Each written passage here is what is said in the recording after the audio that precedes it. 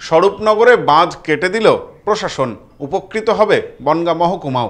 কদিনের বৃষ্টিতে জল জমে নাজেহাল পরিস্থিতি এলাকার বাসিন্দাদের। উত্তর ২৪ পরগনার সীমান্তবর্তী অঞ্চল, বিশেষ করে বাদুরিয়া ও স্বরূপনগরের বিস্তীর্ণ অংশে জলবন্দী পরিস্থিতি চরমে পৌঁছেছে।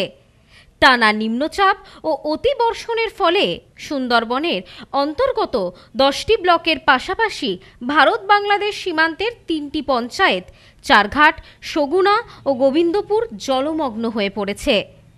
প্রায় ৫০,০০০ মানুষ এই দুর্ভোগে পড়েছেন। অবশেষে বাধ্য হয়ে পদ্মা নদীর বাঁধ কেটে জল নিষ্কাশনের উদ্যোগ নিতে হয় প্রশাসনকে।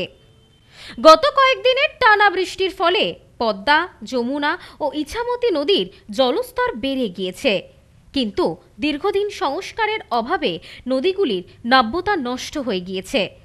নদীর চর বেআইনিভাবে দখল করে চাষাবাদ শুরু হয়েছে বহু স্থানে। তার ফলে স্বাভাবিকভাবে জল নিষ্কাশন ব্যবস্থা সম্পূর্ণরূপে ভেঙে পড়েছে। এদিকে গ্রামবাসীদের অভিযোগ, প্রতি বছর বর্ষার সময় এমন দুরবস্থা দেখা দিলেও প্রশাসনের তরফে দীর্ঘস্থায়ী কোনো উদ্যোগ নেওয়া হয় না। জল বেরোবার পথ না থাকায় জমে থাকা জলই গ্রামের রাস্তাঘাট, মাঠঘাট, ঘরবাড়ি, স্কুল, এমনকি স্বাস্থ্যকেন্দ্র পর্যন্ত প্লাবিত করেছে। বৃষ্টির ফলে ব্যাপকভাবে ক্ষতিগ্রস্ত হয়েছে ধান, পাট, শাকসবজি ও মৌসুমি ফলের চাষ। গ্রামের চাষিরা জানিয়েছেন, অনেক ক্ষেতেই সদ্য বপন করা ধানের চারা একেবারে পচে গিয়েছে। কিছু কিছু স্থানে রোপা ধানও জলের নিচে ডুবে নষ্ট হয়ে গিয়েছে। চারিদিকে জল জমে থাকায় গ্রামে দেখা দিয়েছে জলবাহিত রোগ। কলার ভেলায় রোগীকে হাসপাতালে নিয়ে যাওয়ার দৃশ্য গোটা রাজ্যকে কাঁদিয়েছে। সাধারণ পরিবহন ব্যবস্থাও ভেঙে পড়েছে। হাঁটু বা কোমর সমান জল ঠেলেই মানুষকে চলাফেরা করতে হচ্ছে।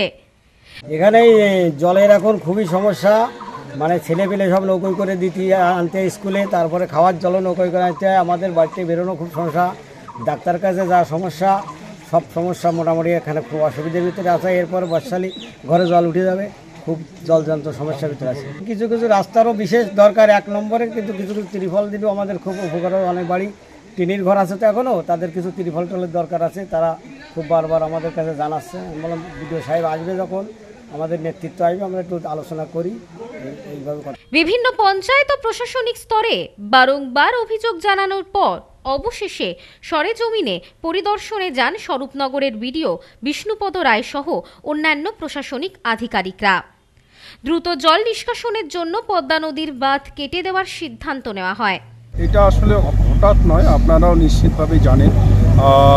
এদিক থেকে স্টার্ট করে বনগাঁ, গাইঘাটা, বাগদা, প্রত্যেকের দাবি মেনে আমাদের এখানকার লোকজনের সাথে আমরা দফায় দফায় বসে আজকের দিনটা গত 3 দিন আগে ঠিক হয় যে আজকে এই নির্ধারিত টাইমে আমরা বাঁধ কাটবো। সেইভাবে আমরা একদম প্রস্তুতি নিয়ে থানা থেকে স্টার্ট করে, পঞ্চায়েতের মেম্বার থেকে স্টার্ট করে, পঞ্চায়েত সমিতির মেম্বার থেকে স্টার্ট করে প্রত্যেকে আমরা আজকে এখানে আছি। আমরা নিজে থেকে বাঁধটা আজকে কাটছি। যদিও এই সিদ্ধান্তে দীর্ঘমেয়াদী সমাধান হবে কিনা তা নিয়ে সংশয় রয়ে যাচ্ছে, বিশেষ করে যখন নতুন করে নিম্নচাপের আশঙ্কা তৈরি হয়েছে।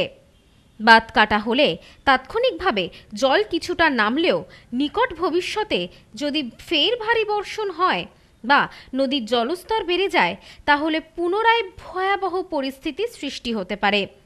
বিশেষ করে সীমান্তবর্তী এলাকাগুলিতে যেহেতু নদীর ধারে বসবাসকারী মানুষের সংখ্যা বেশি, তাই তাদের সুরক্ষা নিয়ে চিন্তিত স্থানীয় প্রশাসনও।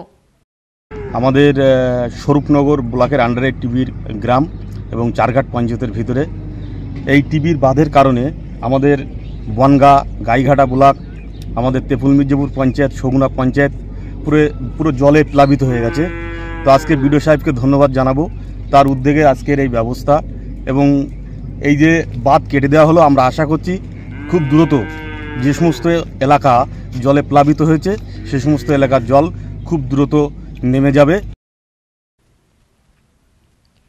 ব্যুরো রিপোর্ট, নিউজ স্নোম্যান্সল্যান্ড, উত্তর 24 পরগনা। নিউ পিসি জুয়েলার্স, সম্পর্ক গড়ে দেয়। বনগাঁতে আমাদের 3টি শোরুম প্রতিদিনই খোলা। নিউ পিসি জুয়েলার্স, বনগাঁ বাটার মোড়। New PC jewellers branch, Kumudini স্কুলের বিপরীতে। New PC jewellers beauty, Motiganj, Hatkhola. আমাদের এখানে সোনা কিনুন পেপারের দামে।